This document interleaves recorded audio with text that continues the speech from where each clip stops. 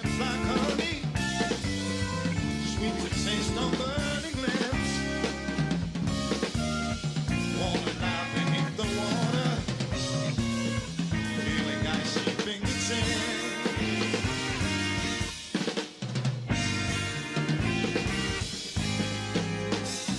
Soothing nectar to my body, wash the image from my eyes. Dirty streets of hungry people, drink the water, dry your eyes.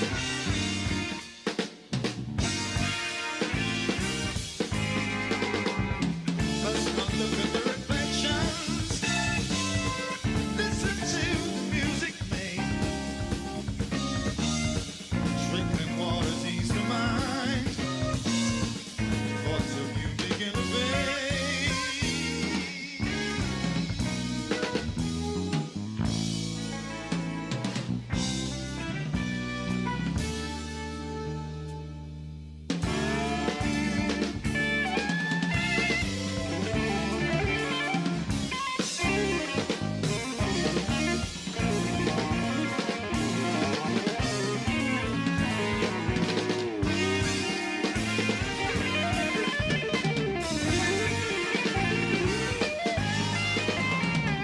Flowing water just like honey, sweet to taste on burning lips. Wanna lie beneath the water, feeling icy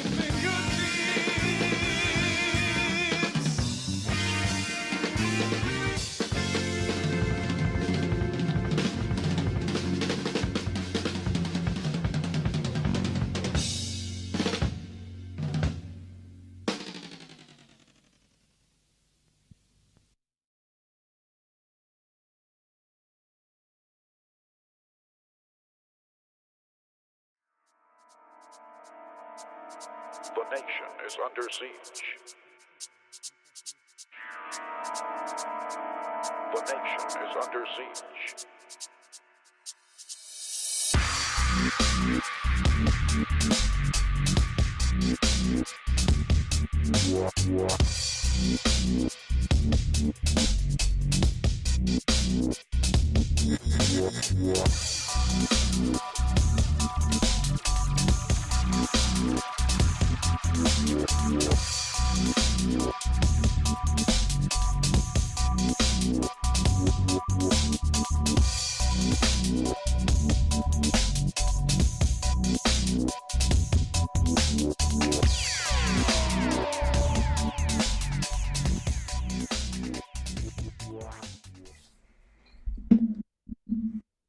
Welcome, my friends, to the show that seemingly never ends. Yes, this is Divided We Stand. Welcome. If you're unfamiliar with this channel or the Facebook group page, we are a group that delves into the pressing political issues of our time. I'm your host, Brian Weinstein, and we'll be shortly joined by our co-host, David Price, who is also a political expert. We'll be tackling some important topics today, all, of course, dealing with the election on the 5th, and more importantly, right after the 5th, and what will be happening. Will we turn into a fascist state? Is it proper to call Trump a fascist and the party a fascist? We're going to examine all of this, all the hallmarks of fascism and what they could possibly do. That and more on Divided We Stand, so please join us. Again, if you're new to this channel, we ask that you subscribe. We are not a monetized channel, so you won't see any ads here, thankfully. You can also find us on Facebook. We have a group page that's very, very popular, and we ask that you become a member of that page. Time's running short. Please get involved, and one of the best ways you can get involved is just simply join us and vote, and maybe bring somebody else along. It's that time again. It's 8 o'clock and change on the Sunday evening, and we're going to be joined with my good friend and co-host, David Price. Dave is a journalist, a former journalist. I guess you could still say he's a journalist. He's an author, former musician, teacher, whatever. He's just about it. Dave, good to see you. Well, hello there, Brian. How are you? I just have one question to begin on a personal note. Did you use a lawnmower on your head? Yes, Or I what did. In fact, I did, and I didn't cut did you? myself, so you should be That's impressed. wow. As I looked at you the minute before we go on from the green room, and I thought, man, you really do look like a DC comic supervillain. It just feels so good. Yes, indeed, and I hope I do because I like to scare a few Republicans. Yeah, that wouldn't be a bad thing, but I think right Right. now they're scarier. Let's see, where do we want to go tonight? I guess I'll start with kind of something that proves that you can still get excited at age 72. I got an invite. Actually, I was sitting in the African American Museum of History, preparing to see a talk by Ernie Isley. Ernie is, one of the Yeah. Isley brothers, a guitar Right. player, really phenomenal guitar player, and he was, in an interview situation. And we got there a little early. I'm sitting there, and all of a sudden my phone dings, and I get a message, and it's from the office of the Vice President of the United States, inviting Judy and I to her final big Sum It Up rally on the 29th on the Ellipse at Washington, D.C. So I already told Brian he doesn't have any say in this. We'll go on next Wednesday night, and I can talk about what that was like being there, who was there. We don't know. And then we can kind of contrast it to what we'll talk about tonight at some point is Donald Trump's rally today. So that's one thing. Now, the second thing here in Washington, D.C. that's going on, You're talking about the rally at Madison Square Garden, correct? the Trump rally at Madison Square Garden.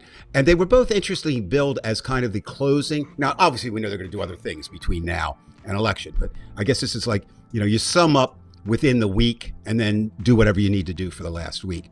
So it was supposed to be a summation and also a showing, and we'll talk about the differences and who does what and who goes where. DC is already on edge. I mean, really on edge, Brian. The whole city. I went this week to my old stomping grounds. I used to work at the museum, which is now the Johns Hopkins and Bloomberg Research Center, and met a really nice young woman in the 40s who's the curator of a new museum there. Isn't it ironic to us, a woman in her 40s is young? So Oh yeah, well she was, Time and has we flown. got to talking, and about different things, and of course it came up. The museum, for anyone who doesn't know where it's located, is 2 blocks from the Capitol, on Pennsylvania Avenue, and it's an ideal spot to see things. It's also in the way of everything in terms of what may or may not happen. Already, and this is the earliest, I did check on this is the earliest in history that they've ever put up a fence separating people from the White House. It again, if you know anything about the White House on the Lafayette Park side, which is the more scenic side, you have the White House, then you have a big grounds, then you have a steel or a metal fence with spokes on the top. Then you have a sidewalk. That's where people gather to take their pictures. Then you have a street, which is, you could probably get 4 cars on it. And then you have Lafayette Park, which is the People's Park. And Brian, I've never seen this before, my 13 years here. The temporary fence that they put up is actually in Lafayette Park. So it is far away. Now, the official word from the White House is that they're concerned about theft of equipment and things because they get ready for the inauguration. But that's not what's really true. What's really true is they are very concerned about Election Day and what may or may happen, and every day from then on. or the evening, friend of- or the next day. Well, well, that's what they're saying from then on. I mean, do you? And- I mean, are you? When you say during the day, then are you saying like people physically trying to be blocked from voting, or Oh no, this would be at the White being House. burned? Oh, No, at the no, White House. they're talking about an attack on the White House. I mean, on it's so election tight. day? On Election Day. I don't they're see why it would concerned- happen on election day. Well, because they don't know. Who knows? I mean, first of all, I believe, and Judy I has didn't some long- information here that might be useful. relative to the White House, and they're preparing for possibilities. That's exactly right, Judy. That's why I said that's what's up there. And I don't have sources in the White House, but I do have quite a few friends who actually staff the ongoing 42-year long protest shanty that's there. and they bond with the Secret Service. And Philippos, who's the head of the operation there, said he was told this fence will probably be here until February, and the reason being the dates. You look at Good. you have, well, that's but what that says is now this young lady that I talked to, she's new to this. This gallery just opened this week in the old museum, and she said, I got to be honest. She said, I don't know. We're right on the route. We're 2 blocks, and so it's giving everyone pause. Now, what happens a lot, and talked to a couple people who've done this. A lot of people, Brian, in the Capitol Hill area, which is the residential area near the Capitol. That's why it's called Capitol Hill. It's kind of interesting, but they are leaving for vacation. They want out of the city, but they're going in not election day. They're going in January because you have January 6th, the celebration. Then you have the inauguration. You just have a number of dates coming up. Now, nobody knows what's going to happen, but we've said it before. And Well, I think there's one person who does know what's going to happen. Who's that? There's only one person who can know what's going to happen. That'd be Trump. And I'm going to disagree with you, because just like Dr. Frankenstein, he has created A monster that he has no control over. Right. Correct. Now he can. I mean, I get that. That's logical. Yeah. He can maybe move the thing. He can call for it. But he does. You have to admit he does know more than you or I know. He knows what his plan is. Right. And I would say plans, because he's got B, C, D. That's true, and we're already seeing that play out. Already, I think the number, it stands in my mind. There's already been 40 lawsuits challenging the election. Right. Is it for another 10 days? I mean, come on, get real here. But there'll be all kinds of things happening, and they probably won't be positive for America or American democracy. Now, before we all go, oh my God, there are some positives. First of all, nothing should surprise the Democrats. Nothing. Right. Because I was shocked that Donald Trump won in 2016, and I was shocked that they attacked the Capitol on January 6th. And I consider myself pretty aware and not naive. And both of those, the word shocked is accurate. Now, there's nothing done. So that's one. There should be no element of surprise. Secondly, and more importantly, until he leaves office, Joe Biden is in charge of the military. Mm-hmm. He's the commander in chief. Before, it was Trump, and that's a very scary prospect. Correct. And Judy, you're absolutely right. Which, it's always nice, Judy. Thank you for chiming in on that, because it's always nice to have confirmation in this world, because, people are talking and doing this, but that's exactly what you see here. Now, there's a third uncertainty that is different in Washington, D.C. than anywhere else. Forget about Trump's plans, but even if he changed nothing, I was kind of really shocked at this number. Do you know how many jobs directly relate to the President of the United States? Directly? Yeah. In other words, he has the power to hire and fire. Well, then I guess it would be in the low millions. Well, no, not that. It's 40,000 in really? D.C. Right. I mean, if you're talking about all government workers around the country? No. I'm talking about the ones. If no laws change, the president can make 40,000 changes, the majority in Washington, D.C.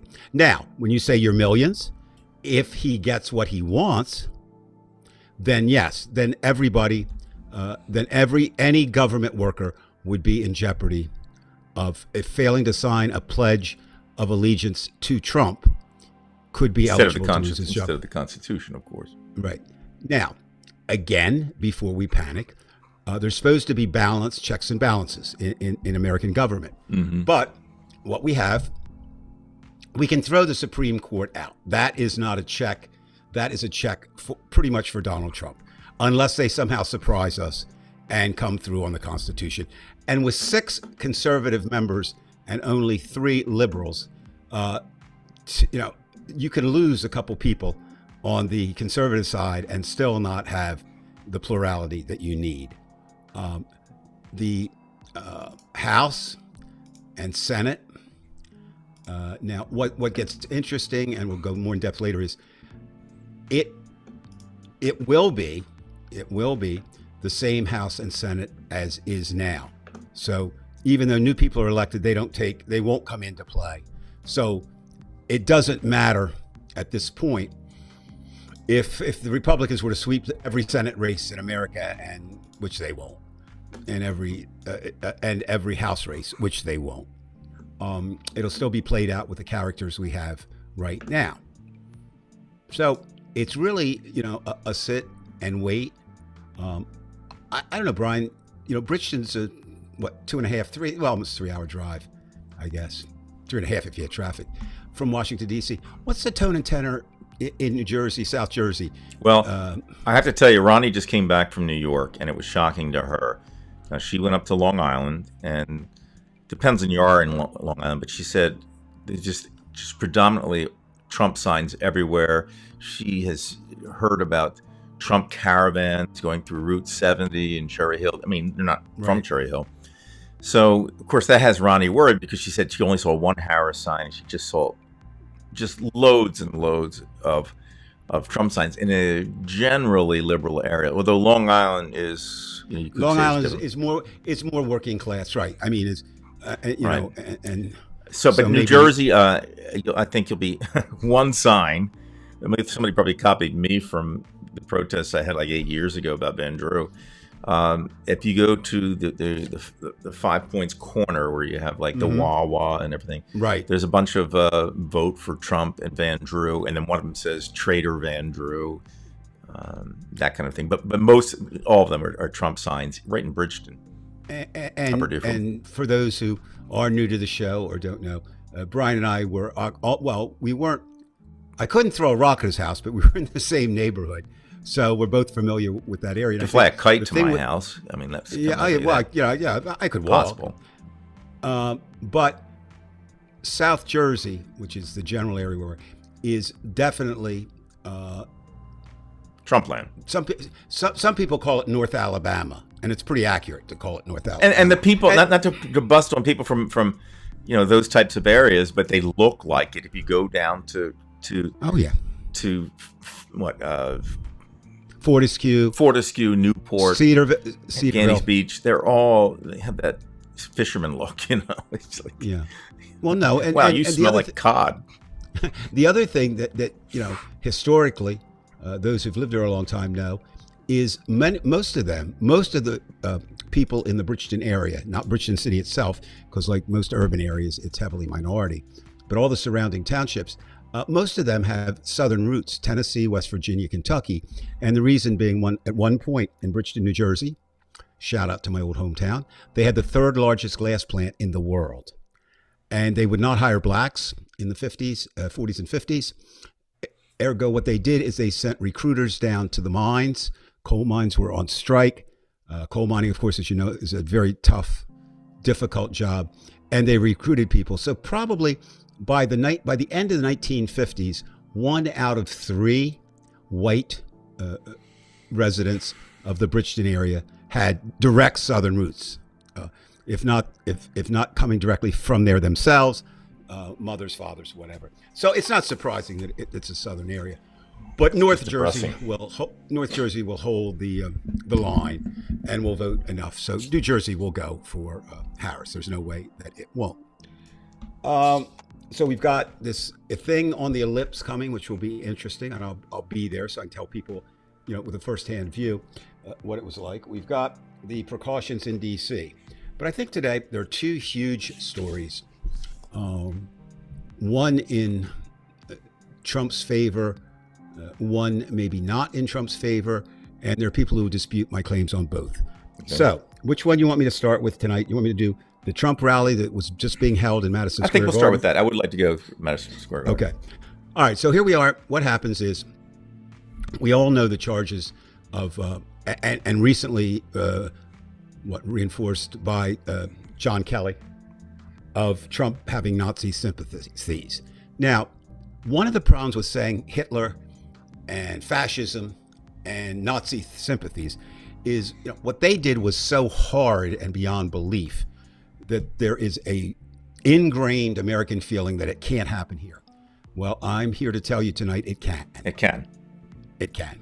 There's no question it can. The German people were not inherently evil. They were not. Okay? They were just like us, trying to get through the day, having some problems, and Hitler. It does, Judy. You're absolutely right. It is. Well, as I said, a lot of the people, Jude, come from the Appalachians. I mean, that's where they come from. You have. So as I said, obviously you try to play to your strengths at the end. So the vice president, she is the vice president of the country, can hold her final huge rally on the ellipse with the White House in the background. Now, Trump or Trump's people, because we don't know, although I don't think much gets out of there, Brian, that Trump doesn't approve of. Either comes up with it or has to approve of it. He's too much of an asshole micromanager to do anything else. They decided to hold theirs in Madison Square Garden. Okay, that has some relevance. Do you think there's Trump, any connection with the America First rallies? That's where we're going to go. First of all, Donald Trump views himself still, and those of you who saw The Apprentice, and if you haven't, please see it before. Please see it. It's just a good movie. Anyway, I mean, it's not like sending you to something. It's not that good. It is. By the way, they've taken it down in Russia. I was told today they were not. I'm sure that that's true. It will get Academy Award nominations. It's that good. Okay.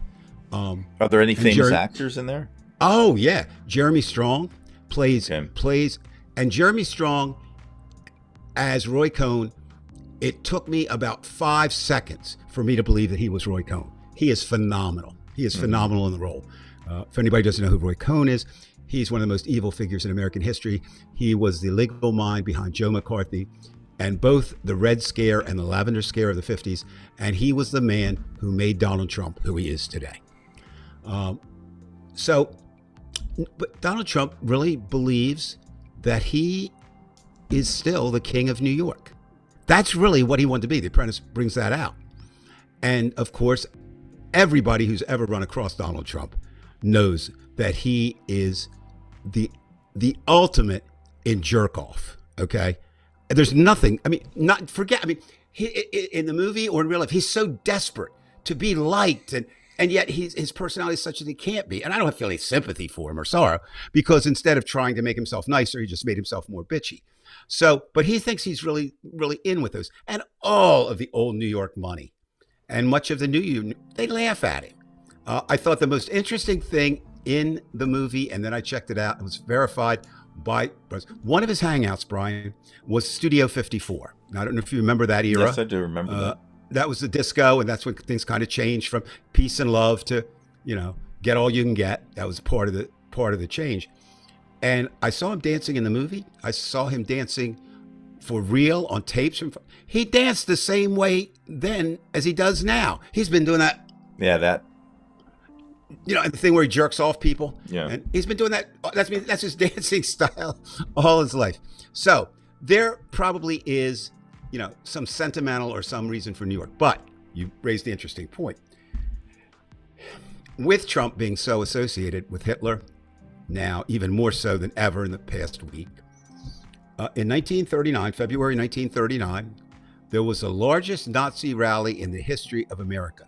Madison Square Garden was packed, and they had their slogan was "America First." Yes, Judy, I agree. And I think he gets underrated because he's pretty much known for his work in the Marvel movies. Sidekick to Captain America, but he was good. And actually, Brian, I don't know if you ever saw the last Borat movie. Which one? Anyway, the young lady who seduced, if you will, and got Rudy Giuliani in all that trouble. She was good in that movie. That was what was this? That was great. Bakalova. I liked it. Bakalova, Maria Bakalova. Yeah, I know, but I'm saying the name of that. I don't know why it escapes me.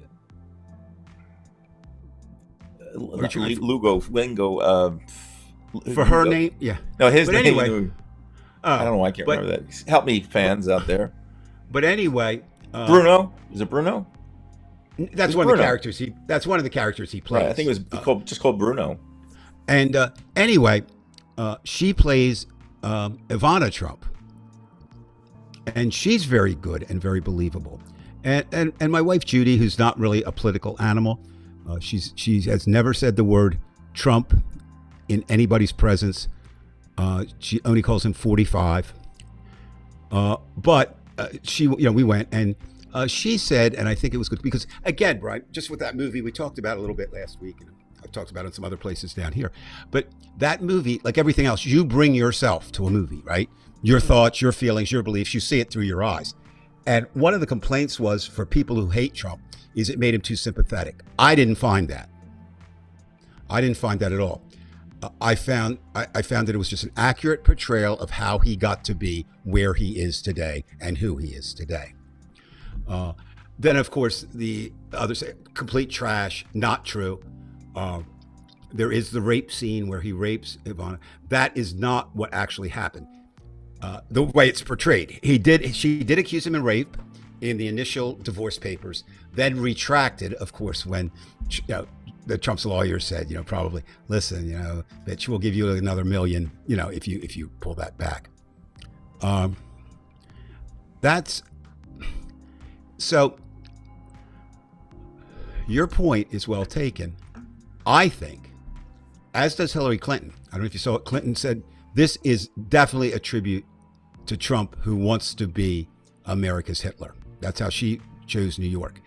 It's certainly, if you want to ditch the Hitlerian and Nazi things that are attached to you, you wouldn't choose to do it in New York. Well, this kind of brings up the point about fascism and Trump. I mean, if you look at things he said and what he's done, for example, he said that Hitler did a lot of good things. When somebody says that, I automatically say, they're not just saying he did good things; they're saying they actually liked him, because it's like if you have the name Adolf, you want people to use your middle name. Then he threatens the media, the enemy of the people, military deployments, election interference. You got to be personally loyal to him. Using the Justice Department; these are all things that fascists do. And this is Trump. The interesting thing, and I'm not defending him in any way, I'm putting him down. Trump is so fucking ignorant. And when I say ignorant, meaning just unschooled, and shouldn't. He's ignorant, but remember, he loves the unintelligent. That plays in with that group of people that vote for him. What I'm saying is, he doesn't even know what he's doing to necessarily see. Now, Stephen Miller, different. He does know what he's doing. He's an American Nazi. Propagandist. He's a propagandist. And so, I don't know if you caught it when Kelly, they were talking about at one point when Kelly and Trump were having one of these conversations, and that's when he said, I want generals like Germany. And Kelly, who's really, he really is a pretty stable guy. He really is. I believe him. I believe anybody over Donald Trump, but I would believe him just about over anybody, perhaps in Washington, D.C. He's stable in the same way that Liz Cheney's stable. Exactly. Okay. And so I'm kind of paraphrasing this, but the conversation went something like this. And he said, I thought when he said generals, like German generals, was he talking about, old German generals? And he said, well, he doesn't know anything about that, so he must be talking about Hitler's generals. And he said, kind of got this confused look. And so I said, are you talking about Hitler's generals? And Trump goes, oh, yeah, that's what I'm talking about. I want generals like that. He said, you do realize, right, that there generals, 3 times, the German generals tried to kill Adolf Hitler. There were 3 assassination attempts led. And one almost got him. One almost got him. Correct. But Trump, being Trump, looked at the general and said, no, that's not true. What? Yeah. What? So there's no question that I believe that Hillary Clinton's more on the right track than anybody who says, oh, he just wanted to do it in his hometown. By the way, his hometown is no longer New York. They've thrown him out. They spit on him. It is Mar-a-Lago. So, yeah, well, Veg, we change it around from time to time to make it more exciting. Right. It used to be at 9, now it's at 8. So, of course, we get a who's who of bad people at this rally. The second most dangerous person in America today is Elon Musk. Well, that's another thing too. I had this report today that Trump said that Musk and some CEO of a stock company will head something called the Department of Government Efficiency. Correct. What the Now, hell? let's just stop for a minute, okay? Just for a second, which is what you just did. Everybody who's listening, whether you're listening live tonight or whatever, think about this. Put all you know about Hitler and fascist Germany from 39 to 45. Doesn't that sound like a Nazi department? Just say the department's name again. Say it. Department of Government Efficiency. It's efficient that we use the trains to take the Jewish people Right. to the concentration camps and kill them. That's what it was. Mussolini, his thing was efficiency. His claim, I will get the trains to run on time. Italy will become more efficient. So certainly that's part of it. Now, why is Elon Musk so dangerous? Number one, Elon, I think you're a closet homosexual. And not that that's bad. That's not bad at all. It's bad being in the closet. Come out. You'll feel better. All right. If he's not, he sort of has J.D. Vance disease, which is they have no social skills. None whatsoever. None. I mean, He has this very vague. I mean, again, we you and I are very much in agreement that we don't like to attack people on their physical features, but he does have this literally a vacant look that I think he's had so much, work done on his face that it's so obvious. And part of that, and also people say, just like they give Trump credit, Trump is a great businessman. Trump is the worst businessman. He's an old American building salesman. But if you look at his success rate, name one thing he succeeded at. Not the university, nothing. 3 casinos. How the hell do you run 3 casinos into the ground? You got to be pretty bad to do that. Anyway, so you've got Musk is there. Then you've got, of course, the sycophant J.D. Vance. I'm not of the worst type. I'm not proposing this. As a fact to happen. I do believe when you look at Peter Thiel, Elon Musk, and J.D. Vance, they've known each other for more than 20 years. Okay, Thiel and Musk have been together. J.D. Vance, before he wrote Hillbilly Elegy, worked for Thiel, and he was Thiel's golden boy. So it would not surprise me. And Thiel and Thiel and Musk, along with Beavis and Butthead, Donnie Jr. and whatever Ethan, Eric, whatever the hell his name is, they were the ones who convinced Trump to get Vance. I believe that is part of the idea that they do not see Trump surviving. They don't. And so therefore, this guy could think live about forever it. the way I'm saying it. Well, what I'm saying, but think about this. Musk, who pretty much has the ear of Trump now, Right. Trump and Peter Thiel will have their own person as president. That is a scary thought. Well, I want you also to mention something about Jeff Bezos tonight. I think that deserves. Oh, and the Los Angeles Times. And I've got a whole thing on that. We've also got, before we get off of this, like I said, it's a who's who of just ne'er-do-wells. Speaking tonight was Tulsi Gabbard, who Tulsi has decided she was up for sale. She was she was a whore, and the Democrats didn't pay the money, and the Republicans did, so she's with them now. Right. She was there. One of the most disturbed men in America, Robert Kennedy Jr., was there. And there is strong talk that Kennedy will get a cabinet or maybe even a higher post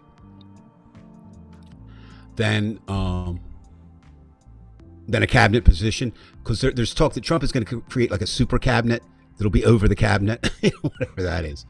And Kennedy, think about this. Here's a man who doesn't believe in vaccine, who could be the next head of the Department of Health and Human Services. All this is frightening, David. This is, we keep saying all these things, and it's true. We have to say it. Yeah, and so you've got that, and all those are speaking.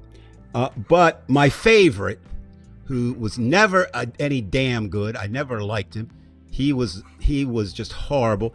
Hulk Hogan makes another appearance Oh, what an asshole. at the rally, and here's what he does. He comes out, like the holster, rips Rip. his shirt off like he does. What a piece and of there's shit a big, he is. There's a big Trump sign, there, and he's going, and so he decides. Somebody mentions, that somebody there was talking about the Nazi influence, and he says, "I don't see no stinking Nazis." We have a out quick there." point. Thank you, Fel, for coming on. We know that you are support of Trump, but he was watching from Poland, so Fel, it's been Well, that's always nice to have international from people from all over. That's a very nice. So yes, take care, Phil.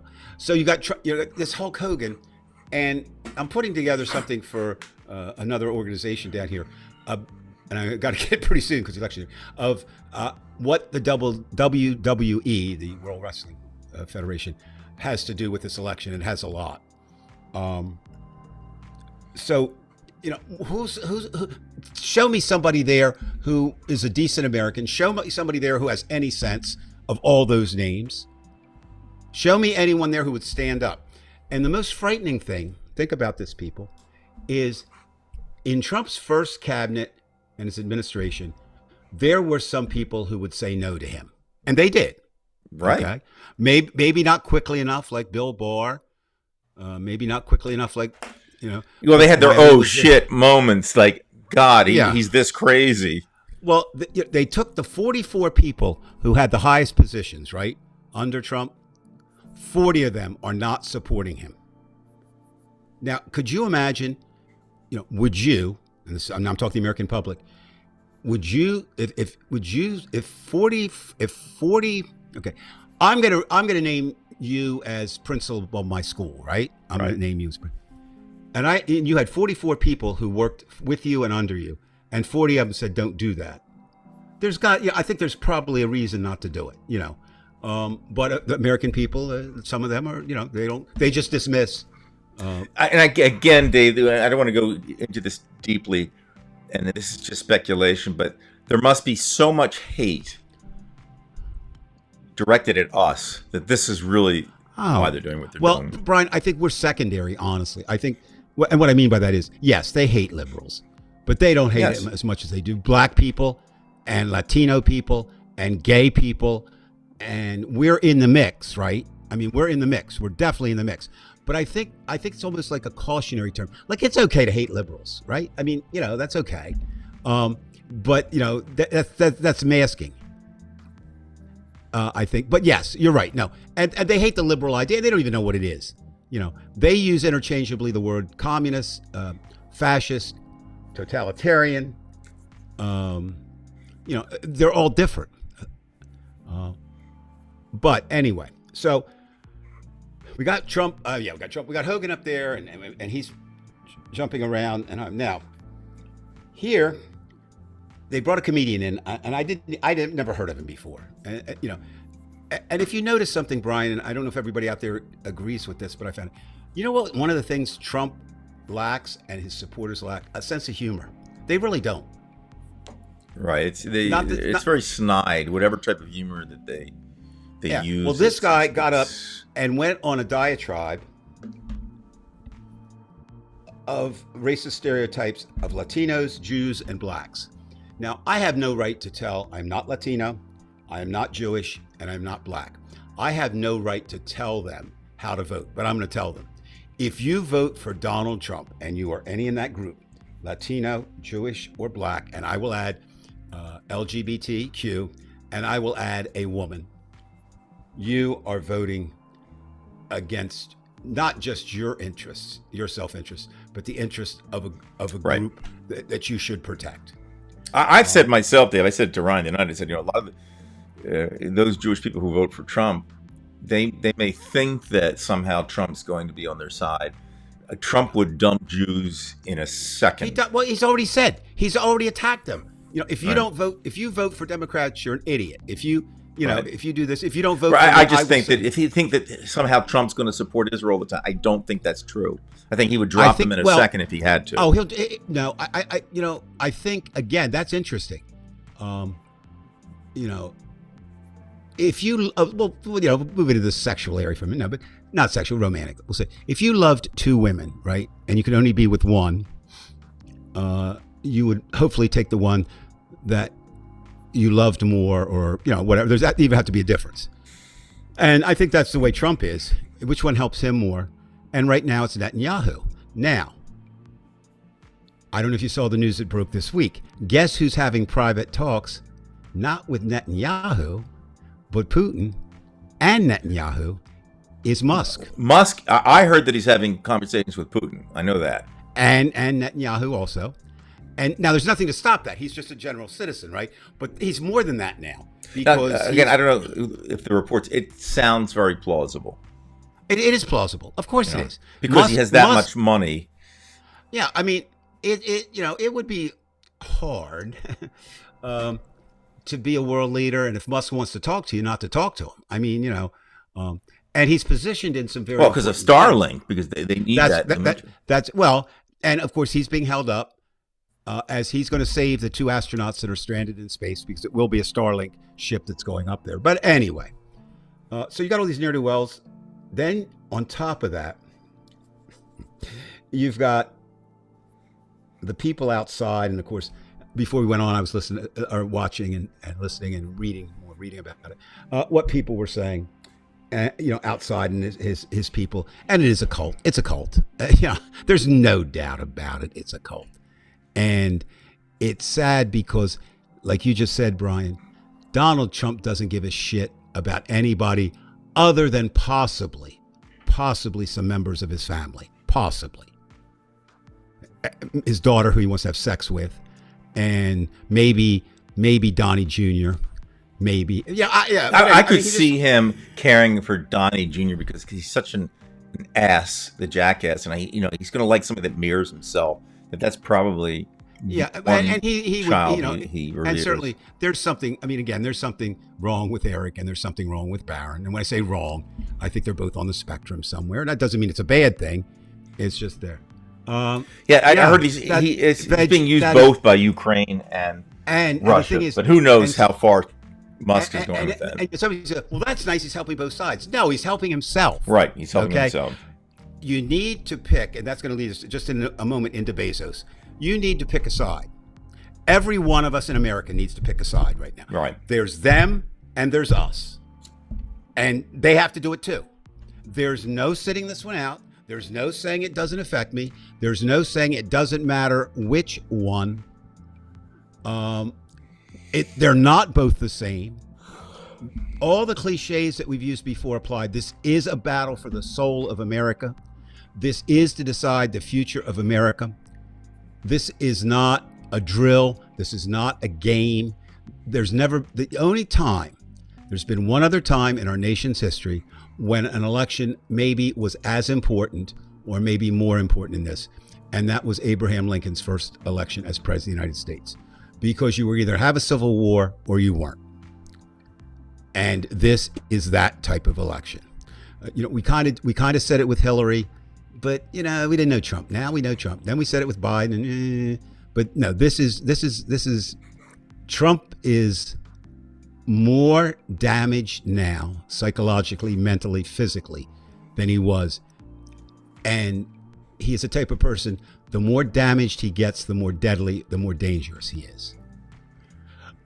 Now, I loved some of the people outside said, well, we're in much better shape. Now think about this, Brian.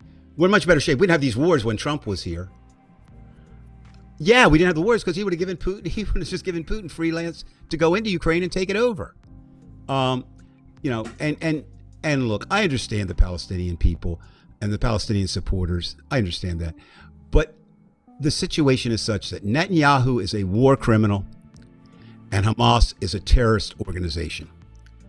And you really can't. You have to separate Israel from Netanyahu in terms of defending Yes, you itself. do. Very, very, very much. And Israel does have a right to defend itself.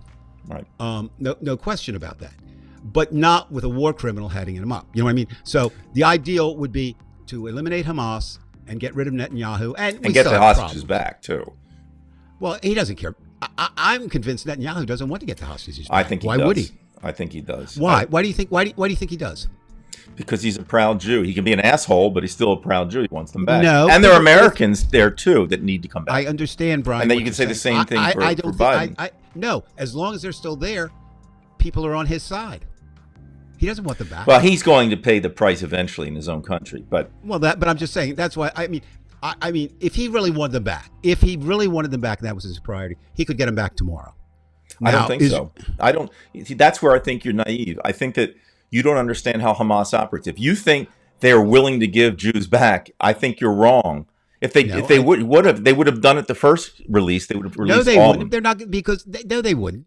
You understand? No, they wouldn't. The Hamas does not want a two-state solution. They want a zero-state solution. I understand that. And unless we get to that, nothing's going to happen good. Netanyahu could say, "I agree to a two-state solution," if he thought that would get the right. And Israel has tried to go for a two-state solution many times.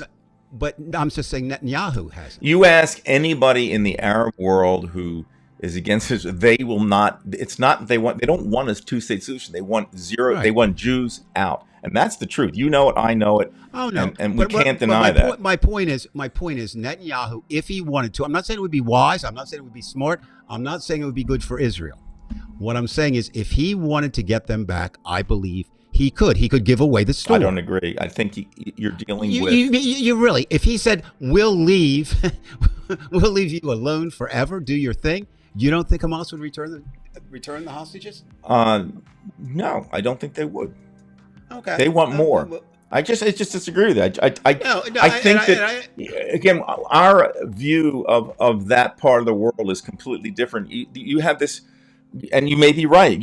I think you have this feeling that somehow they're going to operate with some logic on that side. I don't think they do at all. I think they're in a complete denial the way they treat their own. Again, understand what we're going to say. I don't feel the same commitment to Israel that you do, and that's no. It's not Israel. It's a commitment to democracy. Like even as much as Netanyahu, he's going to be convicted as a criminal in Israel, but he's not. You cannot deny that Israel has the right to defend himself. So in that sense, Netanyahu has the right. As long as they're using rockets from hospitals, we would do the same thing. You would want them to do that, wouldn't you? I understand. If somebody killed your family and they were doing it from hospitals, well, you would want them to do something.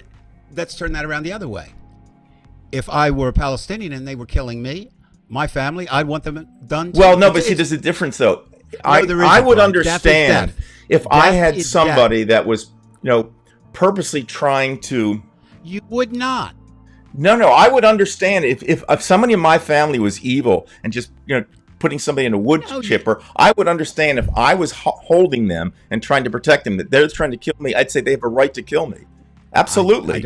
I don't think you would, Brian. I think I would. No, I'm telling you. I know Brian. I'm me. No. I know what I'm going to say. Oh, let's use your own arguments against you. If you were Brian born in Palestine, would you be the Brian that's born in America? No, well, that's determinism. Absolutely. If I were born an Arab or a Muslim, I would be a Muslim. Then you've just answered your own question. Brian born in America would do that. Brian born in Palestine might not do that. If I were born a Muslim in Gaza, of course I would think that way. And that's what I'm saying. That's apples and oranges. How is it apples and oranges? You kill my family, I want you to die. There's a difference, though, because I'm saying that, look, if you want to talk about genocide, answer this question. Could Israel flatten Palestine, as you call it, Palestine, in 1 hour? Yes or no? Based on what I know? Would a nuclear weapon flatten Palestine? Do they have the nuclear capability? Yes. I don't know. And I think, okay, if you're telling me yes. Come on. Dimona. You know what Dimona is? I understand that. So you don't think that Jews are capable of creating a nuclear weapon? So you're telling me Israel is better because they didn't do that? No, what I'm saying is yes, they are, and I'll tell you why. Because if they wanted to commit genocide, they could have killed them in 15 minutes, every one of them. And do you think they would have if Hamas had you got to let me speak or I can't help you. Okay, Go ahead. if Hamas You're not had going to help me anyway. But go ahead. if a Hamas had a nuclear weapon, they would use it because they use everything. That's the difference. So if somebody is going to harbor a terrorist, like if I was harboring a terrorist that is going to put something in a meat grinder, if they come after me, I would understand that. But you don't put common citizens next to military. Say, this is what these countries do in the Middle East. You ready? Tehran will put their military agencies right in civil communities because they want to protect themselves, because they know that we're decent human beings. Okay, Israel could have eliminated every Palestinian in Gaza within 15 minutes if they wanted to, and you know it. All right, well, and the Palestinians would have done it if they had the means to do it. That's the difference. You're missing the point. You're still speaking as Brian Weinstein, American half Jew. That's what you're speaking. I happen to be a half Jew, but that doesn't mean that I'm not using logic. Would you listen? I'm an atheist. That doesn't have anything to do with it. I'm not. Certainly does. That means I don't have any invested interest in Israel as people. The you don't chosen consider. people. You have no ties to Judaism at all. Not I do. I'm a Jew. I'm an atheist Jew, but I don't happen to believe in the tenets. I have no. And if you were a God-fearing Muslim, you don't think you would be different? But see, here's the difference. You have a word called culture, and you have a word called customs. Okay, both. And there's a big difference between the customs of a democratic country and the customs of a theocratic, dogmatic religion. That is completely true. And it is right as not as a Jew, but as a logical atheist. It's that if your custom is to put women, make them wear a tent and not allow gay people this or that, I'm not supporting that. Okay, and if you're going to lob missiles at me because I don't believe what you do, I have a right to defend myself. You haven't moved outside of considering yourself anything other than an American person with Jewish ties, because you wouldn't think that way if you were a Palestinian. I understand that determinism, but there is something called 2 plus 2. Look, 2 plus 2 can't equal 17. I'm smart enough. To know my own logic. Yes, there's determinism. Yes, I grew up speaking English, and that's true. But I do know 2 plus 2 equals 4. Are you sure you would know that in every country? There's a big difference between flattening a country and using tactical weapons, precise weapons. Yes, but they're not the ones who are guilty. The ones who are guilty are the ones that are using them as human shields. That's happening. You know it. I know it. They're using them as human shields. If you want to be mad at somebody for genocide, you should be mad at Sinwar. I'm not mad at anyone for genocide. What I'm saying is, I'm mad at you not being intelligent enough to put yourself in another situation, and you're not being able to do that tonight. You're demonstrating that. That's all. Well, what do you want me to do? You just say that I got to put myself in an Arab's shoes? No, what I want you to say is, this is what I've done that. But I'm saying, how can I? No, I want you. I am doing that. I'm saying, if I'm an Arab, what am I going to believe? I'm going to believe in the tenets of the Muslim religion, and all Jews have to go to the sea. And there you are. That's what they want. But you're an American. I'm an American, and you can forget about religion. We know that's wrong. I don't. And until somebody's willing to accept the two-state solution, it's not the Israeli side that has a problem with the two-state solution. It's the other side, because they've done that, and you cannot lie, Dave. You've done it since 1947. They've had the chances every single time they had a chance for a two-state solution, and they blew it. They didn't want it. Ask any person from Gaza. Does Israel have the right to exist? Do Jews have the right to, and they will say no. Why do you think Israel exists as a country today? Why do you think? Because well, there are a couple of reasons, but it's the idea that it's Zionism that and what Zionism is that Jews should have a homeland to be able to protect themselves from anti-Semitism, pogroms, and concentration camps. That's all it is. Because who created the idea of Zionism? It was Herzl, who was an atheist. He wasn't anybody who was religious. He realized that you needed a safe place, and through the UN, they knew that that was the opportunity. Also, nobody in World War II wanted the Jews at the end of the war. They didn't, and that was a place to exile them. Absolutely. That was part of it. And by the way, but there were already Jews there. There's never Palestinian people as we know it, the name, until the 1960s. But there were Arab people there, and I'm just saying there were Arabs. There were a lot of different people. There's no doubt about that. But they weren't necessarily the majority, and they had the opportunity to have their own. They even had the better land that they were given. They were given the West Bank, and they didn't take it. Israel had desert. Nobody wanted that shit. But they don't. But again, Dave, this you can't understand, being a non-Jew. They don't want any Jews there at all. Period. If you can't get beyond that, they don't want them to live. They want them in the sea. It has nothing to do with two-state. They don't want living Jews. And until you get beyond that, it has nothing to do with Netanyahu. It has a question to do with existence. It's an existential threat. And that's why anybody who's intelligent can figure that out. It's the bottom line. That's why Blinken can't get a deal, because they're trying to get a hostage deal and they can't get it. In the same way that Arafat wouldn't take a two-state solution. He gave up. He had the opportunity and he didn't. Okay, turn around. Do you think America would take some outside influence to make their decisions? They're not listening. The Arabs aren't listening. I agree with you. So what do you say? He says, what should America do, or what are you trying to say? I'm going to tell you what I'm saying.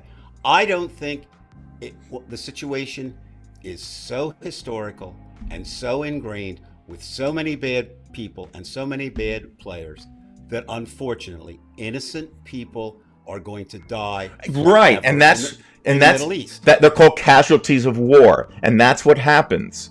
That happens. We did it. Everybody does it. It's all according to the Articles of War. But my problem is that war is not going to end unless Israel does what you said. That's why. Well, if the Arab world would accept Jews living there, they're Middle not East, going to. Brian, you said it yourself. They're not going to. Well, then I guess there's going to be a war forever there until somebody loses. And unfortunately, I think you're right. And now we'll bring it back to America. And I think the sensible position for any American to hold is, I don't know enough about it, and I don't care who you are, to really be able. And there's no way that American.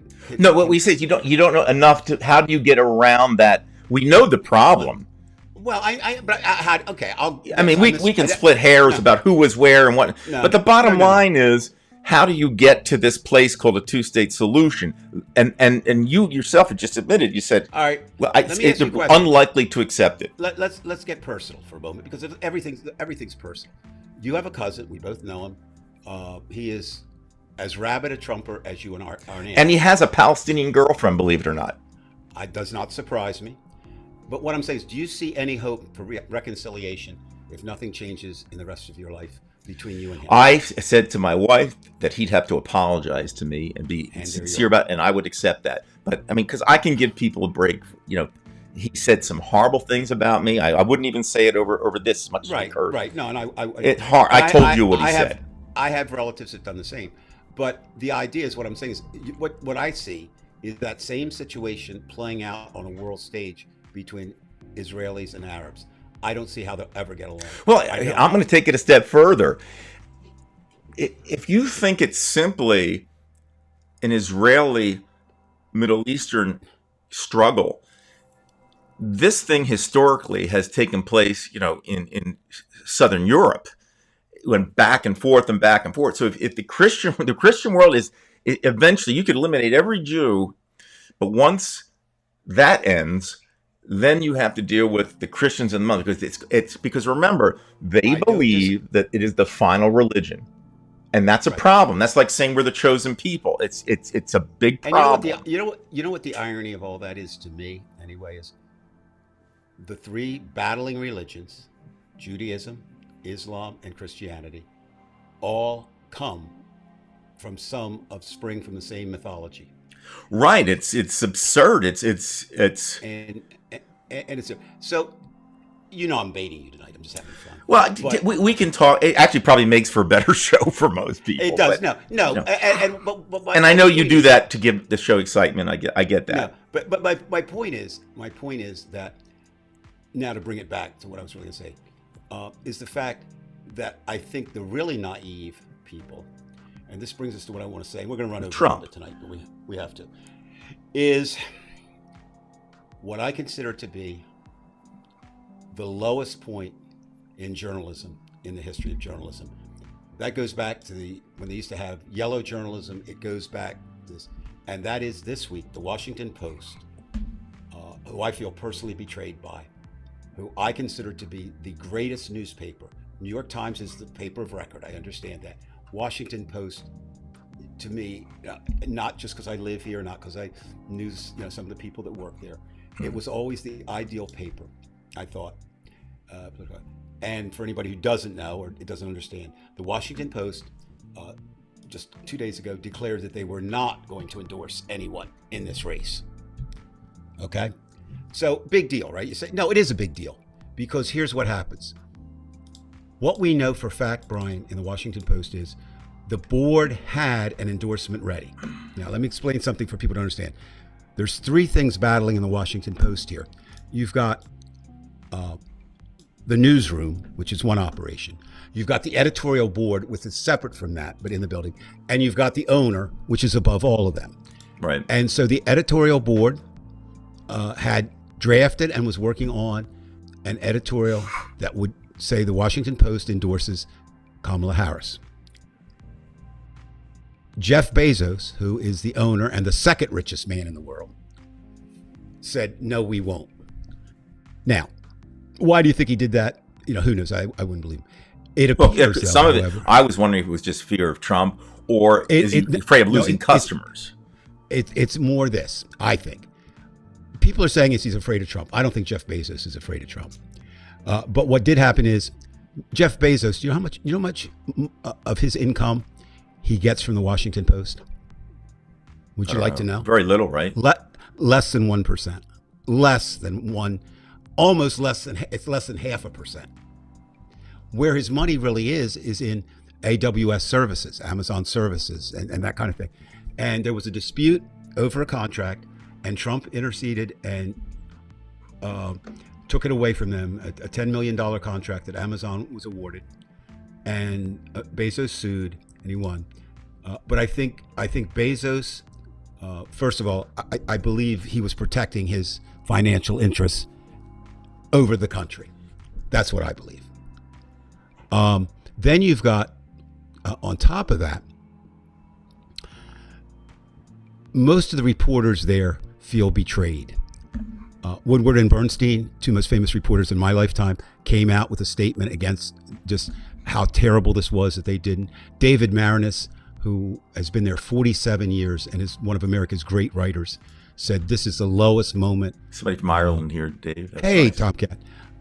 Then you've got, on top of that, you've got Marty Barron, who is one of the greatest newsmen of the 21st century. He was in charge of the operation when they did the pedophile priests in Boston, and then came here and took on Trump. Now that can never happen, Trucker John. I'm sorry. Just by nature, Brian is never right, so it's okay. Trucker, you're always right. Trucker's always right. They have. So it's created quite a stir in the newsroom, and they're divided. Now, that's one side of it, right? Now you've got the other side is how do people feel about it? And within 24 hours, this might not seem like a lot, 2,000 people, including myself, canceled their subscription to the Washington Post. Now, again, it's always how far you're going to go. People are saying, well, that doesn't matter. Hit Bezos where it hurts. Hit him by hitting Amazon. Hit him, don't use Amazon Fresh. Don't use Amazon products. I'm not so sure about that. I mean, I think you hit the person where, where they did the damage and it was there. Now, you also mentioned the LA Times. They also did not endorse. Did you see today, though, the owner is a Chinese businessman? Yes. Did you see he came out with a reason?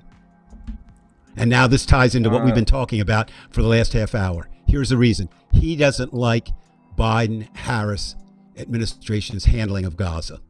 Yes, I can't remember that. Yeah. Now, I think right. I think they've done the best possible job considering And the I situation. absolutely, Brian. You know, we went through that. They've been very fair, and everything she has said is exactly true. The killing's got to stop. The hostages have to be let go. That's it. You know, they support Israel. They want peace in Gaza. They're doing it right. They're doing everything they possibly can. I don't disagree with you, and I know this. Whatever they're doing, Trump will not do. Right. Well, see, this is again where people think, a lot of Jewish people think that somehow Trump is always going to defend it. But I even heard him today saying, well, it's going to be hard to figure this. I forget how he put it, but you can just tell he doesn't know what to do. He could just say, "Oh, I'll solve it." You know, he can't solve it. No, and he'll make it worse. That was kind of the point we were trying to make, I think, in our diatribes there to each other. But the idea is, it is a difficult situation created long before any of us were on the planet, and there is strong anti-Jewish sentiment still around the world, America and other countries. Judy, I give you credit for that. I think that's what people are saying here. I'm going to handle it a little differently. I'm going to go down and not picket, but just protest. I got a sign tomorrow. I'll head down to the Washington Post and just the sign says, "Mr. Bezos, please reconsider, please endorse." And I don't care if they endorse Trump. I really don't. A newspaper. Now, the bottom line of all this is, if it were any normal candidate running, it wouldn't be any issue. Okay? Right.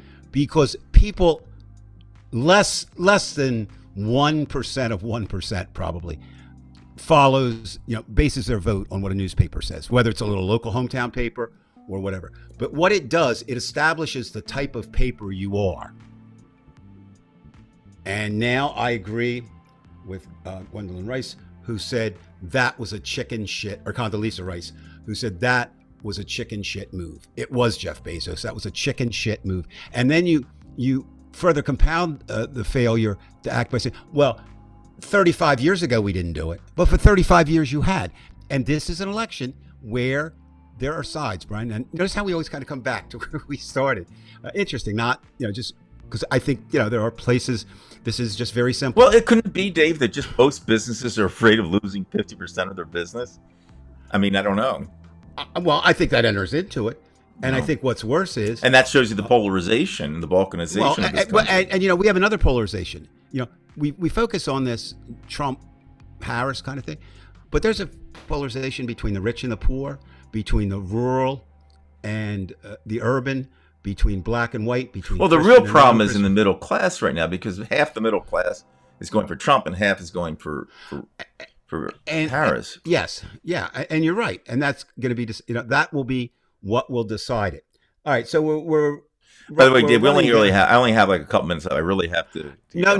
Well, let's ask the people then. You're going to do a Jeff Bezos and leave the people hanging. So what do you have to do? Give us your justification. No, I have. Look, I still have some grading. I have a folder over here. Oh my God! And did you use every minute properly? Did you? No, but I did do my plans yesterday. I'm not clocked in here. I'm doing this gratis when I do the plans. Did you play your guitar today? Yes. Did you play your guitar yesterday? Yes. Could you have used that time to grade your papers? Yes. So what you're saying is playing your damn guitar for someone who doesn't know music. I need to have some form of relaxation. No, you obviously aren't progressing because you're still playing Alan Holdsworth's music. So you're obviously not getting any better musically in terms of what you have. Stop with your nonsense. Your lawnmower haircut. See, he's trying to upset me again, folks. Listen, okay, Brian, we'll end with the question. It's true. By the way, can I just say this? Dave, he's playing with he doesn't listen to Holdsworth, but if this were private, he's a musician. Dave knows, he would say, look, I know the guy's great or was great. He would. You should at least admit that, Dave, that if you weren't on air here joking, talk to the okay. Brian, if the election were tomorrow, who wins? I think Harris will win, but I don't think that it's going to be very, very pretty after the week after. I think that week is going to be the worst week of our lives. I think they're going to close the schools or something. Actually, coming back to that, they're already looking for a plan in Washington, D.C. of doing that. But the ones near the Capitol. I wouldn't necessarily be worried about Washington, D.C. I would be worried about state capitals. Everywhere. No, it's everywhere. In those it's everywhere. swing states, right? Right. So it's going to be ugly. But you know what? And like you said, you got to stay right. and you got to fight. And that's it. And again, if you're an American, you stay and you fight. You find if you believe you're on the side of right, and certainly Trump supporters believe that, and I believe that they're wrong. And somehow, now when you say fight, everybody gets a different idea of fight. I draw the line. Fighting means whatever they do, there has to be a response. Right. But I mean, some type. So, and I'm going to extend yours. Not saying you're wrong. You're absolutely right. I'm going to extend it. It's going to be bad until February. We're not going to know certain things until February. And you know what? So be it, because, well, again, we're going to run into this problem about Biden still being president or whatever. He may have to use his powers, so to speak. This is my projection. My belief is we're going to see constitutional issues that we've never seen before in America. Oh yeah, take Brian's side. And okay, sorry, Dave. Hey, look, look at this guy over here or here. When he was a teacher, he'd come home. He's not grading. He's playing his keyboard and watching the Gophers. What are you talking? This guy never.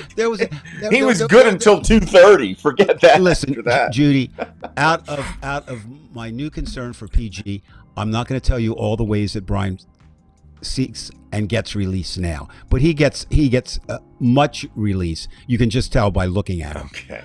So I don't even. All right, Brian, listen. So you're on for Wednesday. Which Wednesday? They're talking about on next week Wednesday. Next week Wednesday. Yes, absolutely. All right. So you pick the time, whatever works around your schedule. I'm thinking 8 o'clock. Because again. Yeah, and then and we don't know people what we're going to do election night. What we do know is, Brian, you'll be in Bridgeton, correct? Barring anything unforeseen. Yes. And I'll be in New Orleans, so I can report live from Bourbon Street about what's going on. Oh, you can do it out. You can do it from. I'm gonna do it. Yeah, I'm gonna do it out on the streets. Yeah. That's what I want to do. I mean, that's why I'm there. That's not why I'm there, but I might as well take advantage of it. Right. And I've heard, and ladies and gentlemen, understand it's just a job. I've heard that the most politically astute people in New Orleans are the exotic dancers and the erotic dancers. So I will. I knew that was going to come up. I will risk my moral virtue. And I would just I wish we had some type of transponder that we could get into Dave's brain to see him thinking about these strip clubs and what's actually going on up there. I mean, it would probably be very sordid, but I don't know. It could be something bizarre, who knows? Okay. Just, ladies and gentlemen. You're letting these women who try to befriend you on Facebook get to your head, Dave. These gorgeous 22-year-old women. I mean, obviously, when you're desirable, which I'm not, okay, then you get fooled. But you know what? Last comment. What is sad is there are men who truly believe those women want them, right? That's one. But then isn't it sad that there are Americans who really believe Trump has their best interests at heart? What's the difference? There isn't. People just have silly, stupid ideas. Yes, Judy, I think this is one of those times when, depending on when I say brave, that's such a cheap word, depending on how comfortable you are with things, caution from now to February is probably going to. By the way, I don't think Allred's going to win. I donated to him. I'm not so. But I think that Abbott's going to do everything to put him down. Let me say, I think if there is an upset, Allred is right. That's the one. But I think that just like Jeb Bush, I think that Abbott is on the case. Well, and Brian, if you're going to be angry about anything, we may, as long as we win the presidency, but I think there's one we're going to be angry at, and that's going to be what happens in Texas. That's where there's going to be fraud, and we need to really, and this is where you needed somebody in the Justice Department who's tough instead of someone like Merrick Garland, because Allred's gonna end up losing, even though he deserves to win. I don't disagree. Now, what I think you should do, Brian, is I think you should stay on the air now for another 3 hours. No, I gotta do go. some other things. I'm already late, no. and it's your fault, fella. Your fault. No, listen. Time management.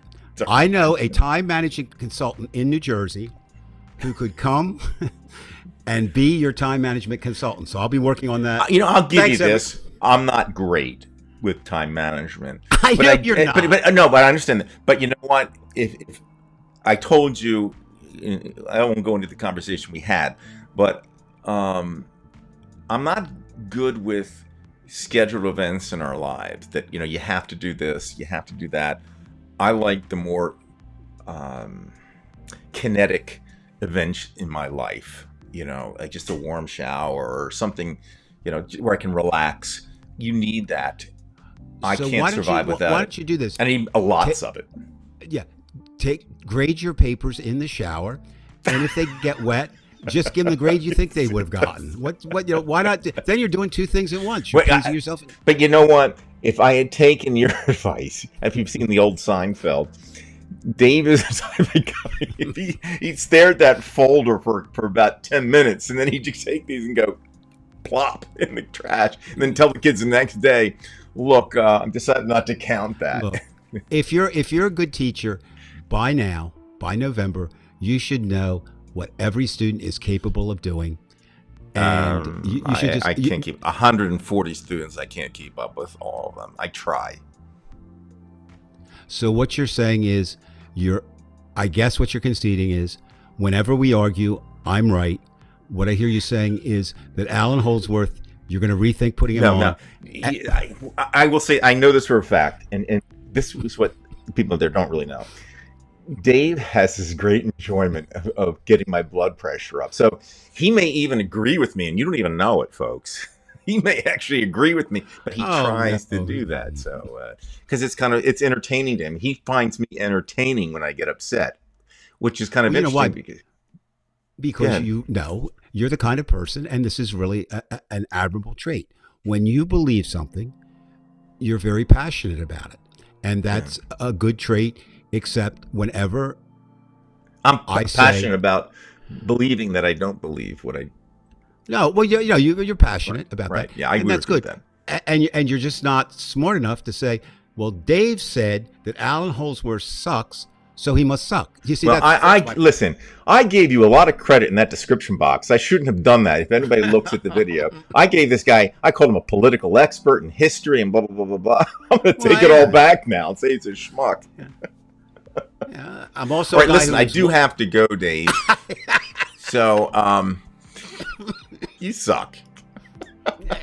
You do suck. But you know what? We do need your videos from Louisiana. I don't even care if it's not political. I just want to see you get involved in something that creates great nervousness. Well, I would venture to say that there'll be very few people, and I won't go to Bourbon Street, not because that's not where it is. It's really French Quarter now. But there'll be very few people on Bourbon Street really cared about the election. What they're cared about is show me your breasts and hurricanes and that kind of stuff. By the way, a quick shout out, Dave, before we leave in a couple of seconds here. Shout out to our veg. Veg is from London, Ontario. You call it the armpit of the world. But you know what? London, Ontario was represented really well today. In Cincinnati, Ohio, we had the brothers Jones. One plays for the Eagles and one plays for the Bengals, right? And that was the first time. They first time two brothers. That was the first time those played against each other. And it's fascinating, and they're very good players. So London, Ontario, has got some real good NFL players there. People think hockey, but they got some football play, and those are some rough dudes too. So thank you, London. 9:20. Stop. All right, I am signing off. You fool you. All right, Dave. It's good. Thanks everybody for watching and listening, and maybe we can have a few minutes of joy before whatever does happen November 5th happens. I don't care as long as you go all the way in the Mardi Gras or whatever the hell it is down there. Yeah, I want to see some action. Okay, Okay, it doesn't have to be we'll do political action. I want to see some action, and you part. I want you to be like the Lone Ranger. Okay, I don't care. You're 71. I want you. Well, first of all, I'm 72, but that's Okay, Thank well, you. 72. It's even better. I want to see a 72-year-old man. Like I want to see you like Mannix, man, just jumping out of a car and getting involved in this. This is going to be special. Could well be. All right, All right, Dave. Brian. Have a good week. Adios. See you. Talk to you.